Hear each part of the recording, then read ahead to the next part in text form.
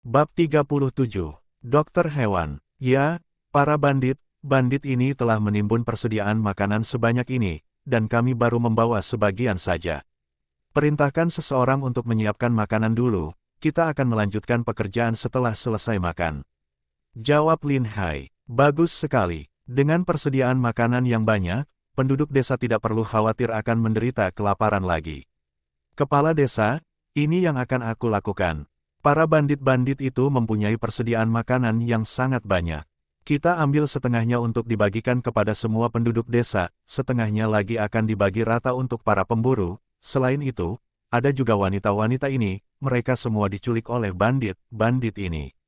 Dan mulai sekarang mereka akan tinggal di desa kita, jika ada yang menyukai mereka dan tidak ada yang keberatan, maka dia boleh membawanya pulang sebagai istri atau selir, tapi syaratnya adalah mereka harus mendapatkan persetujuan dari para wanita ini. Kemudian Lin Hai memperkenalkan mereka, bagaimanapun, kepala desa memiliki kewenangan tertinggi, dan semua hal harus disetujui olehnya. Ya, itu cukup bagus, kalau kita bisa mengambil setengahnya, itu akan cukup untuk memberi makan setiap keluarga selama setahun, orang-orang ini tidak punya tempat tinggal. Bagaimanapun juga sekarang kita sudah punya cukup banyak persediaan makanan, jadi kita juga bisa menampung mereka. Kepala desa langsung menyetujui hal ini. Lin Hai telah membawa begitu banyak persediaan makanan pulang ke desa, dan prestisenya kini semakin meningkat. Saat ini, tidak ada siapapun yang akan berani melawan Lin Hai, tidak ada yang berani menyinggung perasaan Lin Hai. Usai menurunkan semua persediaan makanan itu, para perempuan di desa pun segera menyiapkan makanan. Lin Hai meminta kepala desa untuk membagikan persediaan makanan ke setiap keluarga, dan mengajak warga desa untuk makan bersama. Kemudian dia baru teringat bahwa lelaki bermata satu itu masih terikat di kudanya. Turunkan dia dan beri dia makan, jangan biarkan dia mati kelaparan. Kata Lin Hai, orang ini sudah tidak ada gunanya lagi. Biarkan aku membunuhnya, kata Wang Dayong. Aku sudah berjanji tidak akan membunuhnya. Apakah kamu ingin aku mati dengan mengenaskan? Lin Hai berkata sambil tersenyum.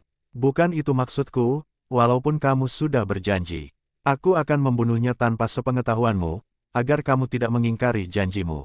Haha, tidak perlu repot. Aku tidak pernah peduli dengan janjiku dengan para bandit ini. Pria bermata satu itu kesakitan, lapar dan kelelahan, dan dia mendengar bahwa seseorang berniat untuk membunuhnya. Dia terkejut dan sangat marah, dia langsung tidak jadi makan, dan berteriak dengan keras, Lin Hai, kamu sudah berjanji untuk mengampuni hidupku, kamu tidak boleh menarik kembali perkataanmu, jangan khawatir, cepat makan. Sudah kubilang aku tidak akan membunuhmu dan aku tidak akan mengingkarinya. Jika kamu tidak makan, kamu akan mati kelaparan. Pria bermata satu itu masih belum tenang. Rasa sakit dari cedera patah tulangnya sudah tak tertahankan lagi. Tolong carikan aku dokter, aku merasa tulangku patah, rasa sakit ini akan membunuhku.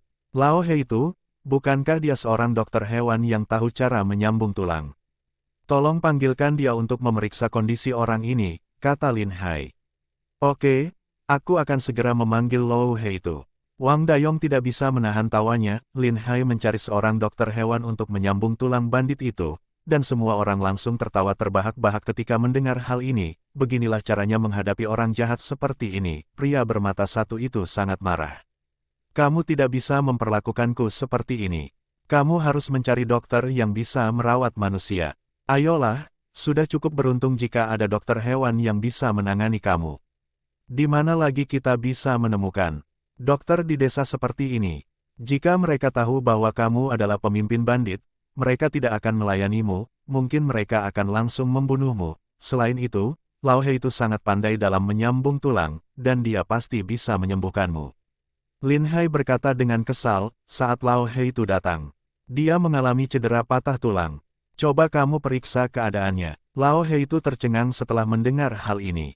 Bagaimana bisa? Saya biasanya menyambung tulang kuda, sapi, anjing dan kelinci. Saya tidak pernah menyambung tulang manusia. Saya takut akan melakukan kesalahan. Siapa bilang kamu harus bertanggung jawab? Sekalipun kamu menyambungkan lengannya ke pahanya, kamu tidak akan perlu bertanggung jawab. Perlakukan saja dia semaumu. Yang penting jangan sampai dia mati, kamu bisa melakukan apapun yang kamu mau. Wang Dayong juga berkata, ini kesempatan bagus bagimu untuk belajar. Cepat tangani dia, jika kamu bisa menyembuhkannya. kamu akan mendapat beberapa kilogram makanan lagi. Ketika dia mendengar bahwa dia bisa mendapatkan lebih banyak makanan, Lao He itu menjadi sangat termotivasi. Apakah kamu serius? Berapa kilogram makanan yang akan kamu berikan padaku setelah tulangnya disambung? Aku akan memberimu 10 kilogram makanan. Aku yang bertanggung jawab, kata Wang Dayong. Setelah mengatakan itu, dia melihat ke arah Lin Hai. Lin Hai tahu apa maksud Wang Dayong. Lin Hai mengangguk pelan kepadanya. Kini Wang Dayong bisa dikatakan adalah tangan kanan Lin Hai dan memiliki pengaruh besar di desanya. Para pemburu juga sangat mengaguminya, intinya dia memiliki karakter yang sangat baik. Tentu saja Lin Hai tidak akan mempermalukannya. Pria tua itu menyingsingkan lengan bajunya dan berkata, saya akan melakukan apapun demi 10 kilogram makanan ini. Setelah mendengar percakapan mereka, pria bermata satu itu merasa sangat terhina. Mereka tidak peduli dengan hidup dan matinya. Mereka meminta dokter hewan untuk menyambung tulangnya. Mereka akan menyiksanya sampai mati. Lin Hai, kamu memperlakukanku seperti ini hanya untuk menyiksaku sampai mati. Jika kamu melanggar janjimu, maka kamu akan mati dengan mengenaskan dan masuk ke neraka. Naga bermata satu itu sangat marah, dan dia mulai memaki Lin Hai, derajat, jangan khawatir, kamu tidak akan mati. Kemampuan Lao He itu adalah yang terbaik. Saya jamin dia bisa menyembuhkanmu dengan baik. Wang Dayong meminta beberapa orang untuk menahan pria bermata satu itu ke tanah untuk mencegahnya melawan dan melukai Lao He itu. Lao He itu sangat terampil dan mulai menyambung tulangnya. Pria bermata satu itu berteriak kesakitan dan meronta dengan keras di tanah. Tapi tidak ada yang merasa kasihan padanya. Jika bukan karena Lin Hai, mereka sudah membunuh semua bandit ini tanpa ampun. Setelah dirampok oleh para bandit-bandit itu, semua orang khawatir akan mati kelaparan di musim dingin. Mereka semua berharap Lao He itu akan menyiksanya lebih keras dan membunuh naga bermata satu. Setelah beberapa saat, Lao He itu sudah selesai menyambung tulangnya. Pria bermata satu itu berkeringat deras karena kesakitan dan pakaiannya basah kuyup. Dia berbaring di tanah dengan terengah-engah. Aku sudah tahu teknik Lao He itu sangat bagus. Bukankah dia sudah menyembuhkanmu? Lin Hai berkata sambil tersenyum. Lalu dia berkata kepada Lao He itu, ambil 10 kilogram makanan lagi dan katakan bahwa aku sudah mengetahuinya. Baiklah, panggil saja aku jika hal seperti ini terjadi lagi.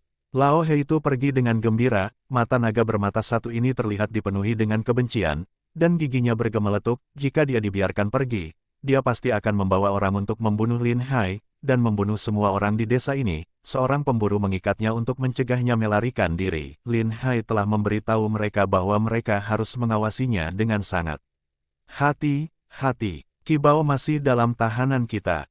Menurutmu bagaimana kita harus menghadapinya? Wang Dayong bertanya. Perlu saya katakan lagi, selama kamu masih ingin menyimpan uang dan makanan ini, masalah ini tidak boleh diketahui orang lain. Lin Hai membuat isyarat untuk membunuh. Bab 38. Kepentingan bersama. Wang Dayong mengerti apa yang dimaksud Lin Hai dan sudah siap untuk membunuh. Dia hanya perlu mendapatkan persetujuan dari Lin Hai saja. Dia menyelesaikan makanannya dalam beberapa suapan besar dan memanggil Liu Ergo, Tidan dan Situ. Kalian bertiga ikut denganku. 4 orang masuk ke rumah tempat Qi Bao ditahan. Qi Bao diikat seperti pangsit, tergeletak di tanah tidak bisa bergerak, mulutnya tertutup rapat. Melihat seseorang masuk, dia berjuang mati-matian. Berhenti bergerak, percuma saja. Derajat Situ berkata dengan kesal. Ketika Qi Bao melihat mereka memegang tali di tangan mereka, dia menjadi semakin panik. Ekspresi ketakutan terlihat di matanya. Dia merasakan bahaya dan ingin melarikan diri, tapi dia tidak bisa. Jangan buang energimu. Tidak ada gunanya kamu meronta. Liu Ergo mengambil tali itu, mengikatkannya di lehernya, dan menariknya dengan kuat bersama Situ. Qi Bao berusaha melawan mati-matian dengan seluruh kekuatannya, namun tubuhnya ditahan oleh seseorang lain. Sesaat kemudian, dia sudah kehabisan napas. Seharusnya dia sudah mati. Kita harus mencari tempat untuk menguburkannya, kata Liu Ergo. Sekarang hari masih terang. Jika kita menyeretnya keluar, orang lain akan melihatnya. Biarkan dia di sini dulu dan kita akan kubur dia di malam hari, kata Wang Dayong. Baiklah, mereka pun setuju. Sejak membunuh para bandit, mereka semua menjadi semakin berani. Mereka sedikit takut pada awalnya, tetapi sekarang mereka sudah terbiasa membunuh orang. Keluarlah dan beritahu Lin Hai. Bagus sekali, kunci rumah ini dari luar dan jangan biarkan siapapun masuk. Hanya kita para pemburu yang tahu tentang ini. Selain itu, ikat pria bermata satu itu dengan erat, potong urat tangan dan kakinya, serta kurung dia di rumah yang sama, tutup mulutnya erat-erat agar dia tidak mengeluarkan suara apapun. Lin Hai menginstruksikan, lebih baik kita membunuhnya saja daripada memotong urat tangan dan kakinya. Mengapa repot-repot melakukan hal ini? Akui sudah berjanji untuk mengampuni nyawanya, tapi kita tidak boleh membiarkan dia kabur, jadi kita biarkan dia tetap hidup untuk saat ini. Jawab Lin Hai, itu ide yang bagus. Wang Dayong dan anak buahnya membawa pria bermata satu itu ke dalam rumah. Semuanya sudah selesai. Semuanya, hari ini kita harus mengangkut semua persediaan makanan itu kembali ke desa kita. Lin Hai memimpin semua orang ke benteng gunung itu dan melakukan beberapa kali perjalanan bolak-balik, hingga akhirnya mereka membawa pulang semua persediaan makanan itu. Desa itu dibakar habis. Semua penduduk desa menerima persediaan makanan yang banyak dan semuanya sangat bahagia, meskipun mereka sudah mengetahui bahwa Qi Bao pasti telah terbunuh. Mereka semua pura-pura tidak tahu dan tidak mau membahas masalah ini.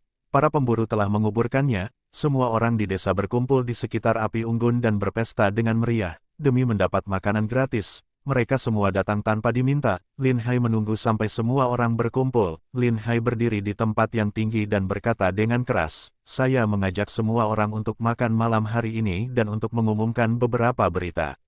Semua orang memusatkan perhatian mereka dan melihat ke arah Lin Hai. Lin Hai melanjutkan, "Pertama-tama, tidak ada yang boleh membocorkan berita perjuangan kita melawan para bandit-bandit itu.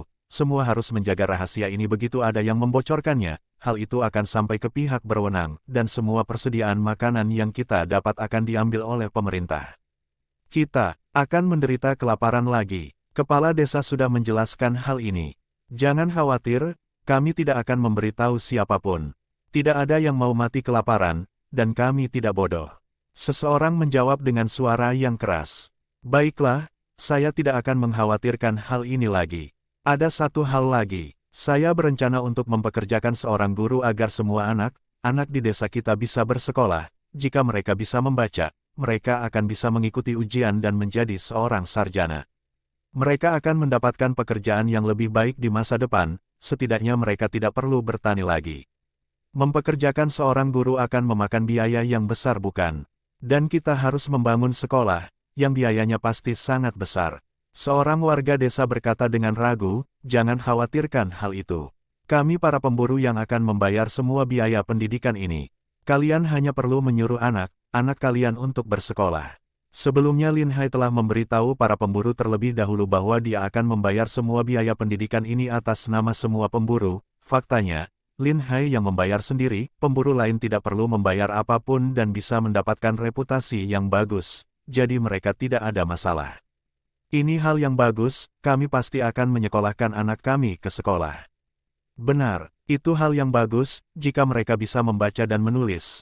Mereka bisa bekerja sebagai akuntan atau pengurus rumah tangga di keluarga kaya, yang jauh lebih baik daripada bertani di pedesaan. Ada satu hal lagi. Saya memutuskan untuk menugaskan beberapa orang warga desa untuk bergiliran menjaga desa setiap hari.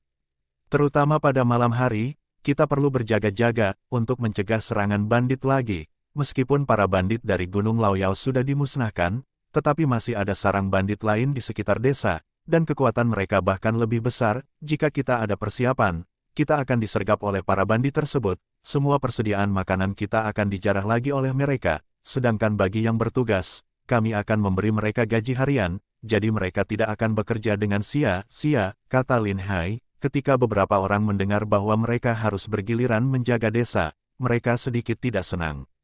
Karena begitu banyak pekerjaan ladang yang harus mereka lakukan.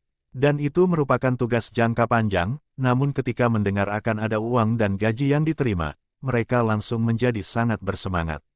"Oke, tapi kamu yang harus membayar semuanya. Itu bukan ide yang bagus," kata kepala desa. "Jangan khawatirkan soal uang, kami memang sudah siap," jawab Lin Hai. "Semuanya ini demi keselamatan desa kita. Dan harusnya semua penduduk desa bisa melakukan ini demi keamanan bersama. Kami tidak akan membiarkan warga desa bekerja tanpa bayaran.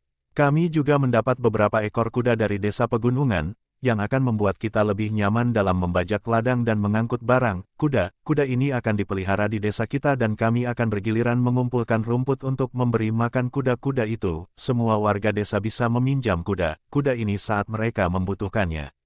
Setelah mendengar kata Lin Hai, mereka semua sangat senang dan mulai berdiskusi. Ternak sangat berharga di daerah pedesaan, dan tiba-tiba sekarang sudah ada begitu banyak kuda dan sapi di desa. Proses bertani akan jauh lebih mudah di kemudian hari. Saat kalian punya waktu luang, bantulah kami untuk memotong rumput untuk memberi makan ternak itu. Semua orang setuju dengan apa yang diumumkan oleh Lin Hai. Lin Hai merasa tenang, selama kepentingan semua orang sudah terikat, dia tidak perlu khawatir lagi akan ada yang mengadu karena iri dan dengki. Seluruh warga desa bisa bersatu dan menghadapi lawan bersama-sama, karena persediaan makanan sudah banyak, mereka tidak pergi berburu dalam beberapa hari ke depan. Lin Hai menyuruh para pemburu untuk berlatih setiap hari dan banyak anak muda yang bergabung dengan tim berburu. Ketika mereka mempunyai waktu luang dan tidak sedang bercocok tanam, mereka akan pergi berburu bersama-sama. Lin Hai memanfaatkan beberapa hari ini untuk melatih mereka, dan menggunakan metode militer untuk melatih para pemburu itu. Bab 39. Membeli lahan dan membangun rumah terutama di masa penuh gejolak seperti sekarang. Negara musuh di sekitar selalu mengancam setiap saat. Lin Hai juga merasakan krisis ini. Jika dia ingin bertahan di masa sulit seperti ini, dia harus bisa melindungi kepentingannya sendiri. Mereka harus mempunyai pasukan yang terlatih. Bahkan jika musuh benar-benar menyerang suatu hari nanti, mereka sudah memiliki kekuatan untuk melindungi diri. Setelah para pemburu mendapatkan jatah uangnya, mereka semua membeli lahan. Sekarang setiap keluarga memiliki lahan setidaknya seluas belasan hektar. Dan ada juga yang memiliki lahan seluas ratusan hektar. Semua lahan yang mereka beli merupakan lahan yang bagus, baik di tepi sungai atau sumur, sehingga memudahkan pengairan bahkan di saat terjadi kekeringan parah. Melihat hampir semua lahan di sekitar desa sudah dibeli oleh warga desa, Kiao Er menjadi semakin cemas. Dia tidak bisa menahan diri untuk tidak mengeluh kepada Lin Hai. Suamiku, sekarang kita sudah kaya, kita harus membeli lahan. Sebelum semua lahan bagus dibeli oleh orang lain, jangan khawatir, biarkan mereka memilih dulu, kita bisa membelinya belakangan.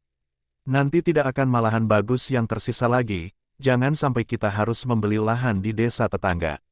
Akan sangat merepotkan jika kita harus melakukan perjalanan jauh, kata Kiao Er dengan cemberut. Bagaimana kalau begini, besok bawalah sejumlah uang ke rumah ibumu.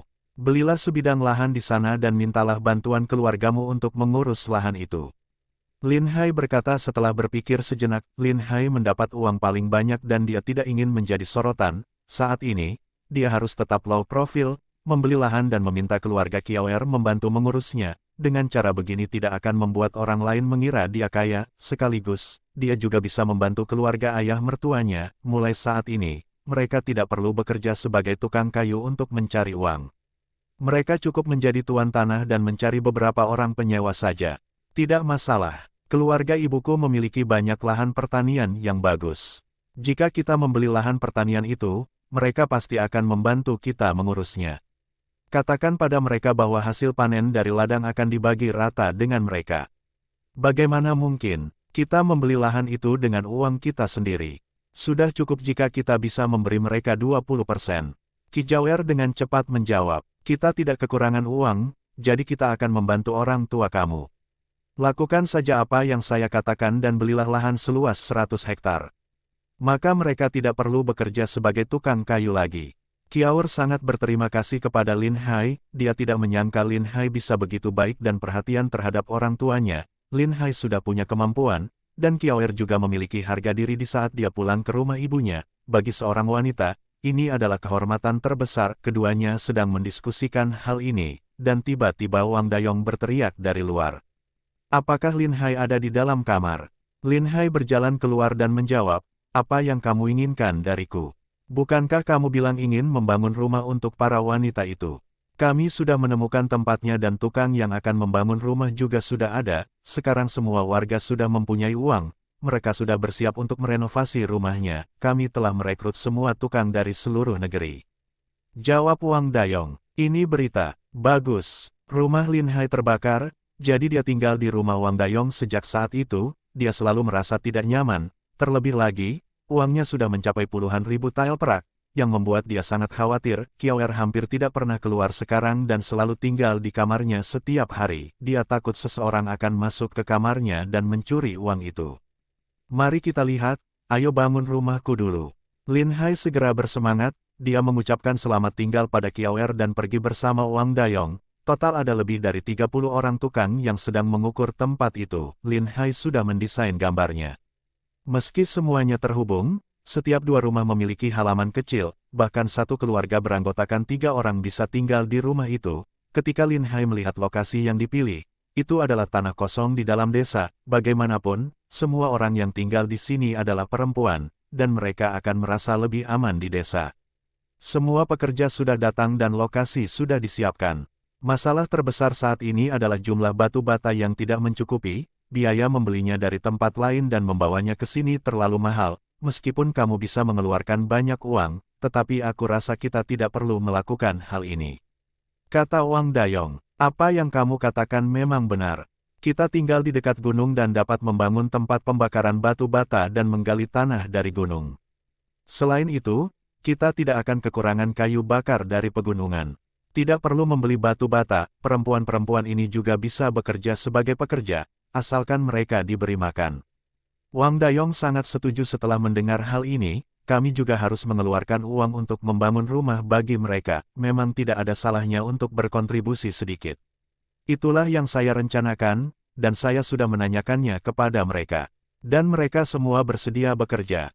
Kalau begitu segera panggil penduduk desa dan tukang itu datang untuk menggali tempat pembakaran, kita bisa membuat batu bata sendiri. Dan kami para pemburu akan pergi ke pegunungan untuk mengumpulkan kayu bakar.